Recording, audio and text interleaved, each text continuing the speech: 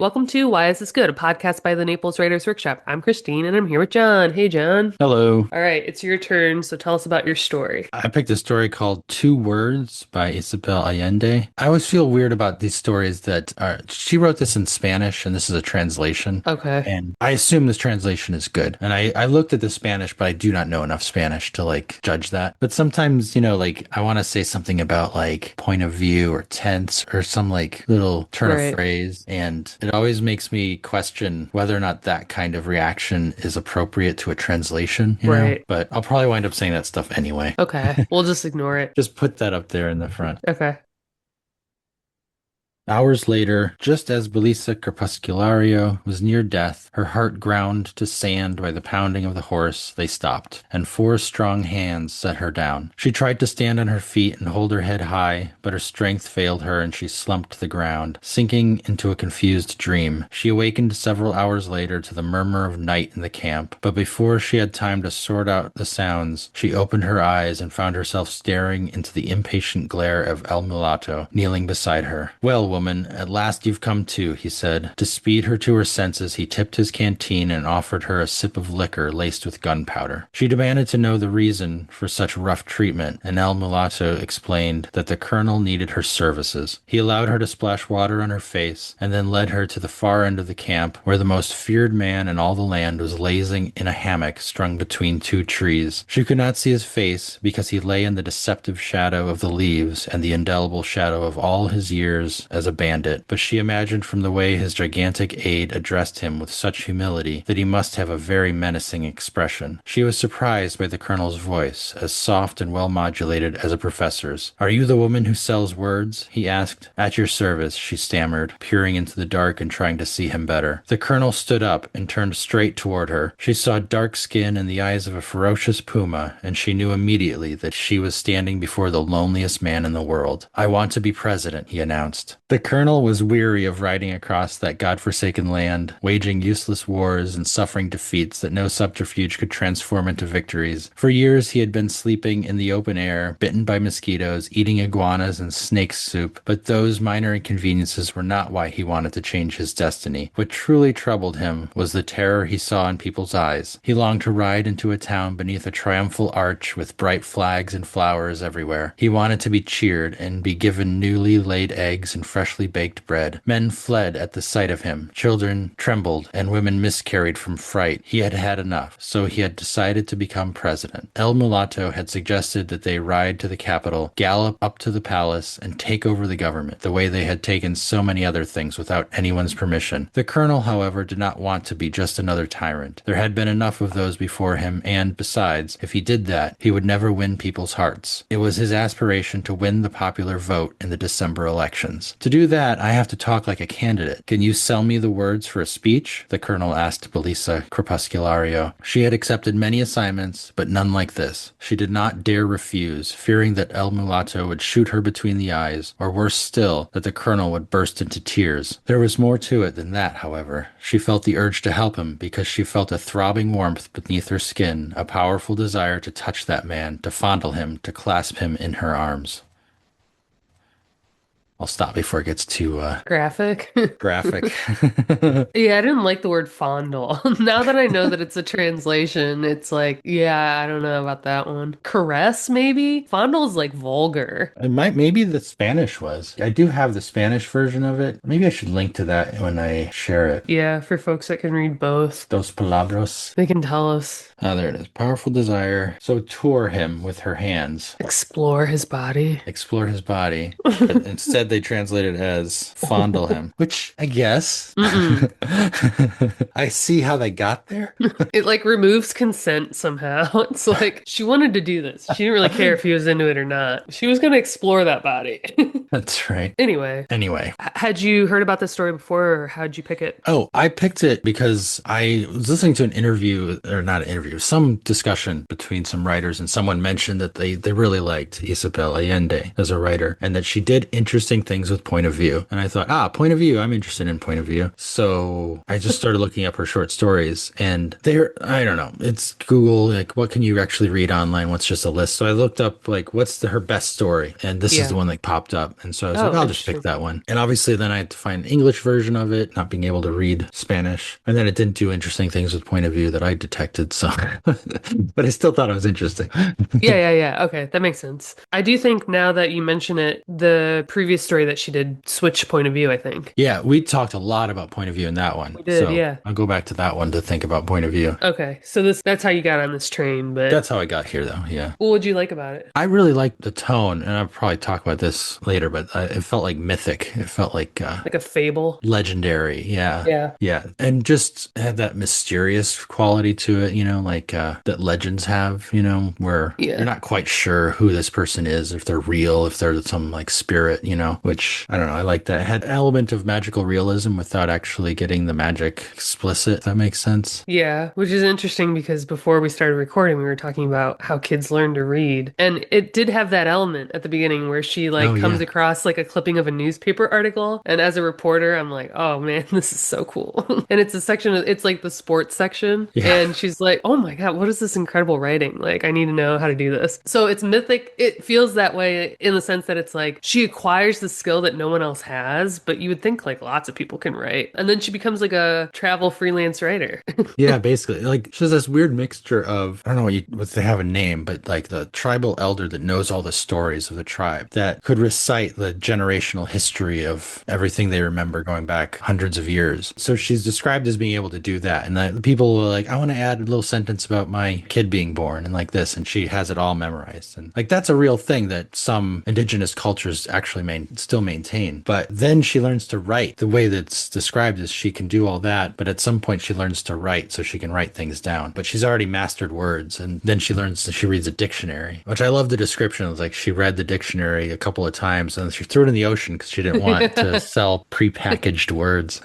She's like, I memorized it all. I don't need this thing anymore. But I think your description of that, she's basically like this just itinerant writer. Yeah, she's just making money off of being able to write something powerful too. And then, like, maybe it's not until this campaign speech that she realizes how powerful it can be, right? But even everyone surrounding this leader knows that he needs some help. If he gets up on that podium by himself, he's not going to get elected. That's right. And then she basically like force feeds him a speech he would never in a million years like write, let alone believe. But when he sees it working, he like runs with it, Which you could argue maybe he's a decent leader if he's willing to like change his own tact. Oh, he's not. No, but you know what I mean? Like some people would just like strong arm this and just like go ahead with their stupid idea. And instead he's like, well, I want to win, so I'm going to use this speech. And he watches it work. The section that you read, she was standing before the loneliest man in the world. I want to be president, he announced. That, like, I was dying laughing. That section had she does this throughout, but there's like three kind of like little turns, or just maybe not three, but there's just little turns. Like she saw dark skin and the eyes of a ferocious puma, and she knew immediately, like, what image is being described. It's like the dark skin, eyes of an animal. He's like, oh, it must be this like powerful, like something. She was standing before the loneliest man in the world, which makes sense. Like with power sometimes comes loneliness and stuff, but that is such a great like twist right in the middle of the sentence. And then the next line is another twist. I want to be president, he announced. Like I wrote next to that, I love this move. Just the way Allende is just setting up something and then twisting and setting up something and twisting. She does Yeah. that a bunch of times throughout this thing where like some description begins one way and ends in an unexpected way. And the transition is clear and it creates an emotional moment, but it's just such a wonderful little journey. And like you said, it's funny. Like that moment is funny. Like I laughed, but it's such a good move. Yeah, it's a interesting way to write all of this, but also, I don't know, I wonder if Allende would see herself in this main character, where because she's got a power with words. I've talked about this before, like I think like some of the best like fiction writers are like extremely empathetic people. I don't think that you can be kind of in your own world and like self-centered and not paying attention to like other people to write believable fiction, On some level you have to like understand and like other people. Go to our episode on The Feminist by Tony Tulatamudi, and we talked about that. Oh God, that's been forever. Empathy. Yeah. Yeah. Yeah. But you So need empathy.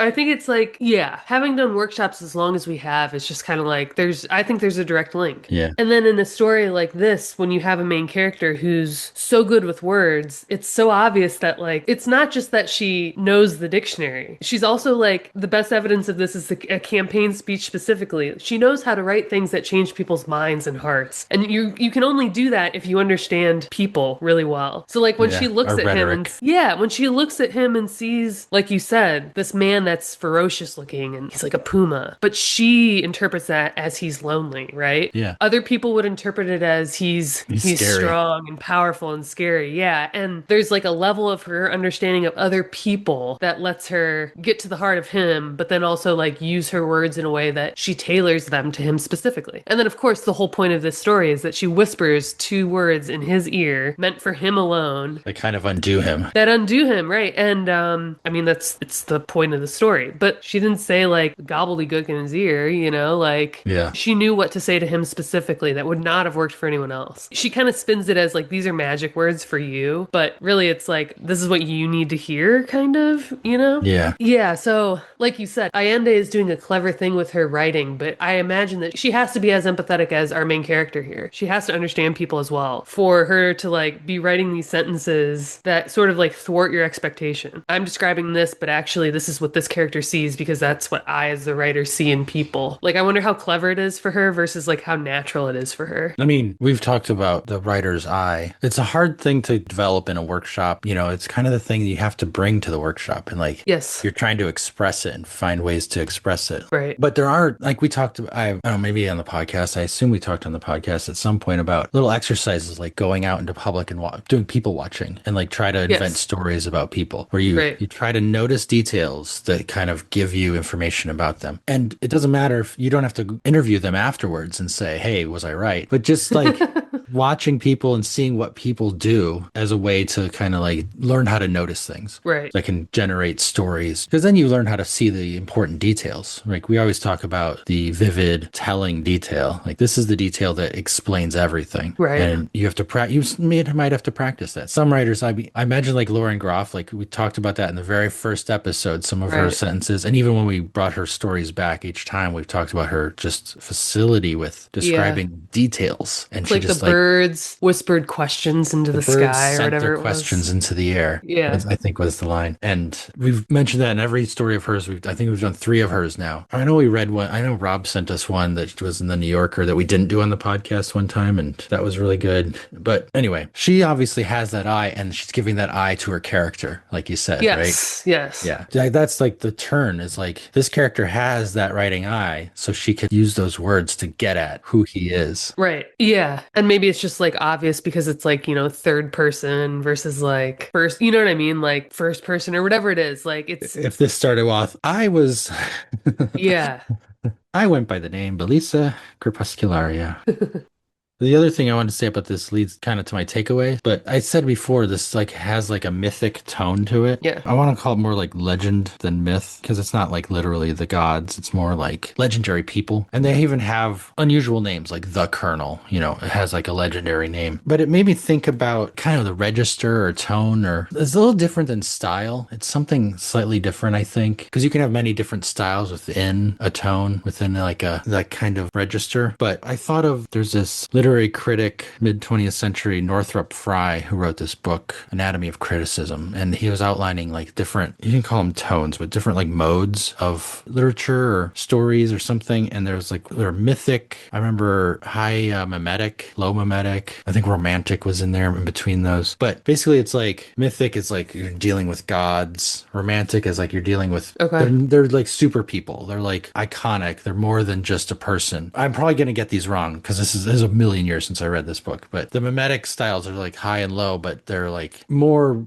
realistic depictions of people, but high would be like slightly better people than you would expect, and low would be like worse people. And then like, I think there's another one below that. But anyway, There's another one below that. yeah, Lower than low. I should look it up. But anyway, there's this like range of like modes that literature can fall into. And that was basically a way for me to just talk about like, I think those modes are like registers for your prose, for the way you present a story Uh, is separate from style because you can do different styles within a mode. I think I understand what you're saying. Like that aside from style, there's a mode in terms of like who you're appealing to. Sort of. It's like how you're depicting things. Like it's where you're looking. Are you looking up at people? Are you looking down at people? And then Okay. it's elevating versus diminishing. It's like if you're going to tell a story about fantastical, magical creatures who are like superhuman, but they move like in the background, you're going to have one kind of view upon them. If you're going to look at people as if they're like lowly, you're going to have a different view on them. Right. John Gardner in his book, he talked about there's stories, but there's also tales and there's yarns. I think of that. I don't know if he would have put this in that category, but the Jumping Frog of Calaveras County. Ugh, I I hate think it. I know, but I think that story is more of a yarn because it's told in the language of like this, like it's in that kind of like low diction, right? And it's like he's spinning a yarn, right? Think of that, right? Anyway, there's these different modes, and so my takeaway is just basically thinking about that as a story, as an aspect of the storytelling, as an aspect of how you're presenting your story. Yeah. You can write like the way she does this is like these do feel like legendary characters, like people out of legend that like step on the stage and like we don't know everything about them.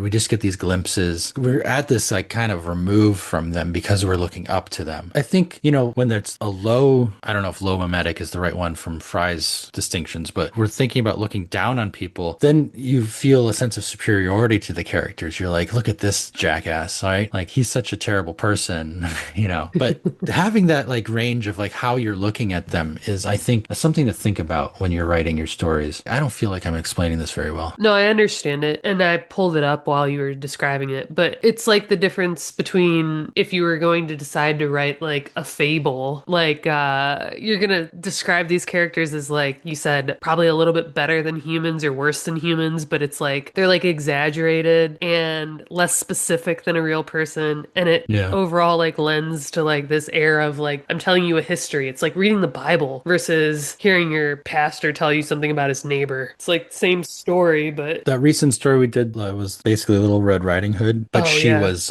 like this badass. I forget what the evil creatures were called, but they're demon possessed, and she like killed her grandmother. It's like, oh, it turned out she was a werewolf, so I got to kill her, fine. and then I prospered Yeah. in her house. But that feels like it's like almost looking at upward, almost looking at like a legendary character, but it kind of grinds down to more at our level. Like you tell a fairy tale story, that could be a kind of looking up towards something. You would get that register, I think. At Yeah. least for some of the background, until you bring in your character that's gonna like trip over their houses and smash everything. Yeah, so this description says like high mimetic deals with characters who are superior to other humans but not to the environment. Examples include heroic tales where the hero is above average but still part of the natural world. And then Oh, there low you go. mimetic features characters who are ordinary and relatable, not superior to others or their environment. This mode reflects everyday life and struggles. And then like you said, there's mythic, focuses on gods and supernatural beings, usually talks about creation and origins. Romantic involves heroes who are superior to other humans in degree but not in kind, often with a focus on individual experience. And then ironic centers on characters who are inferior to others, often highlighting the absurdities of life. Oh, that's the low one. Okay. Ironic. No, that makes total sense. This story, like you said, is delivered in that way where Yeah. it feels like it's more than a story about real people. These people are more powerful than real people and Yeah. more evil than your average person. They're caricatures of real people. They're like examples of people. They're not real. They're both, each the Colonel and Crepusculario are both described as being like cats, like jungle Yeah, cats. she's like a mountain lion or something, and he's a puma. Yeah, so they're like embodiments of some spirit, basically, right? Some animal spirit. She's a mountain cat. I don't think, not every story is going to lend itself to being told in a mythic or legendary way, but, might be an interesting thing to play with as a writer. Yeah, I think over the years in the workshop, you've submitted things like this, but also like other people have submitted things like this, and it always confuses people. Oh, yeah. Every reader in this group, it's like they might be like the most like well-read, but like they still like encounter this and they're like, what is this? This is different than a real story. It doesn't feel tangible or like authentic or real or like relatable even. And like that was one of the words. Like these are characters that are above you. They're not relatable to normal humans. It's the high mimetic. Yeah, or romantic. Yeah, that's a really good way to explain it to people is like, this is a type of storytelling, but the story in and of itself at the core is one that you can tell in different modes. Like, focus on the story, not how it's told. Yeah, they're separate almost. Because we could write this in modern day, and it would be me, a freelance writer, somehow getting captured by Donald fucking Trump. And aside from the fact that I don't want to fondle this man, I would look at him and I would say, he needs to hear something. Maybe not Trump, but like Vance or something. Like, Yeah, JD Vance. I'd be like, listen, you used to be a liberal and you need a haircut. That's what I would say in his ear. I'd be like, get a haircut. But and he's undone. he's like, oh my God. What did you do to our vice president? They're like, tell him he looks good. Tell him he looks good. I'd be like, no, shave it. You could see a way that this would be, we can envision how this story would be told in the low mimetic now that you're comparing it. We can envision these people as real and relatable characters, which makes it interesting. Anyway, we haven't really talked about the fact that like this is a story that is called two words, but we never know what the two words are that she tells him. Oh, doesn't matter. It doesn't matter, except that like we talk all the time about like stories that are like open for interpretation, or like whether or not the writer had an idea in mind for what those words are and whether that like matters. This is another thing that like I only mention it. It's not my takeaway. I only mention it because it's like another thing that really upsets readers in workshops is like, well, what is the answer? And it's like, if you can't be satisfied by a story that doesn't have a concrete answer, then either the story hasn't done its job or like you as a reader are not paying attention to the right thing. But I think this is a really good example of not knowing what those words are and still having a satisfying ending. There are definitely stories where you can tell the writer doesn't know the answer, but they haven't made it a satisfying ending for the reader. There are certain stories that are open for interpretation, which you might argue this is, or it's just kind of like the specifics of this like don't matter because we still understand that we still get the point. Yeah, that's the thing. We still do get the point. But the story does tell us is the effect the words have. And that's all that matters because it's his words. We shouldn't even know what they are, but we see what they do to him. Right. And there is no possible way that even talking about the way this is told with that kind of like mythic or legendary perspective on it, we can't know. We don't know anything about him or her at that level anyway. We don't know the speech. We don't know the nature of the speech, but we know what it does. It gets him the presidency. We know that those words undo him and bring her back to him. But there's no way that Allende could have given us a word that would fulfill that because there is no real word that does that. That it's magic. Okay, well, did you look up what people think it is though? Why would anyone guess? Because the thought is that she says I love you, which in Spanish is te amo. It's two words. Oh, that is two words. Yeah. Okay. That's fun. Okay. Yeah, and it's simple and it answers a couple of the questions at a couple points in the story where it's like she sees that he's lonely and he's not as evil as she thinks. And so whatever she says speaks to his humanity versus his desires. It speaks to like what's missing for him. Like these magic words like fill something, a void versus like give him an answer. I think it's helpful to think about it that way. I think the story achieves that in the sense that like he gets so upset in her absence, but as soon as she sees him and she grabs his hand and he like softens at like her touch and she like can repeat them to him, that it's the words mean something different in her presence. And it's like, what words could mean something different? And it's like coming from the right person, someone that we know throughout the story, he's demonstrated like this mutual attraction that like love is the answer, it's beautiful. I don't know. I liked that. I like that. That's good. Yeah. I don't think it's necessary. No, it's not necessary. I felt no like need to like figure that out. Well, I'm always curious. The feelings are there. Like, yes. I think we talked about this a long time ago, but like, I think it was in, for anybody who wants to go back to that episode, The Swimmer, the John Cheever story, where a lot of really complex emotions are kind of being expressed with long descriptions. And this whole story is describing a complex emotion. And you can reduce it into a word or two words, but I think the emotion is there irrespective of the words, which is why when you do find it, like, I think that works. The Te Amo does work because it does seem to encapsulate it. That's why it feels satisfying. You're like, oh, there's the key. But I think we have enough that we can get the feeling without the words. That makes sense. Point being that, like I said, like I didn't feel like you that I needed to know it. But once I looked it up, because I look up all this stuff every time I read one of these stories, I'm like, well, what is everyone else saying? Because I'm like kind of an idiot, What did I miss here? We're going to repeat everybody else on this podcast. Well, and to see that, it was like, this is a very satisfying concept. And whether or not that's what she had in mind or what the real words are, it's a really good interpretation, I think. I think it fits every point, every beat in this story. Yeah, that might, yeah. What else would she have said? Like, fuck you? No, she didn't say something mean. Open sesame. Or just lizard and radish. He's like, oh my God. Then he sees her again and he's like, she's so hot, it doesn't even matter.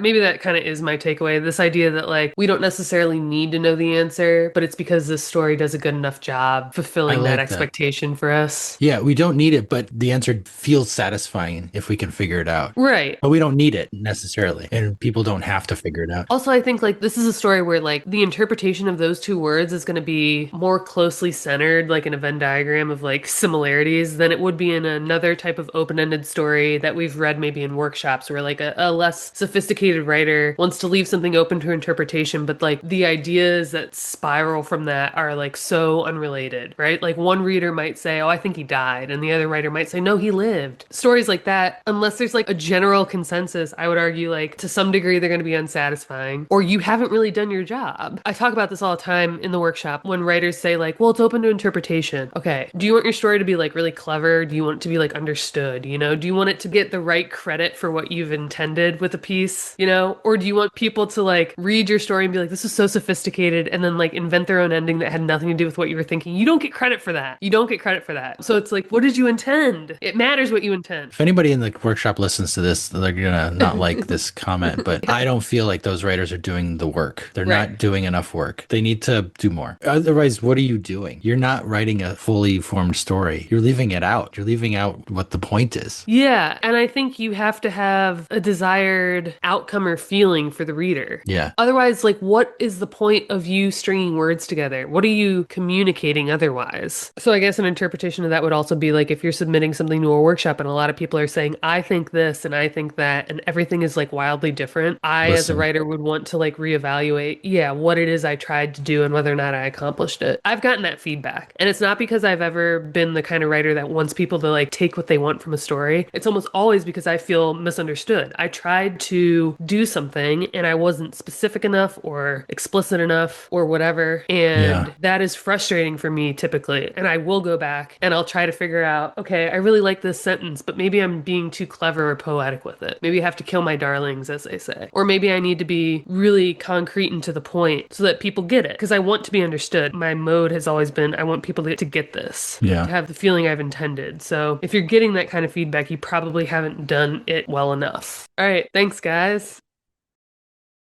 If you enjoyed this episode, consider joining our Patreon. Your support helps us keep the show running. Find out more at patreon.com/whyisthisgoodpodcast. And for industry news, writing tips, and great short fiction, join our Facebook group at facebook.com/groups/Naples Writers Workshop. You can also subscribe to our monthly newsletter at napleswritersworkshop.com.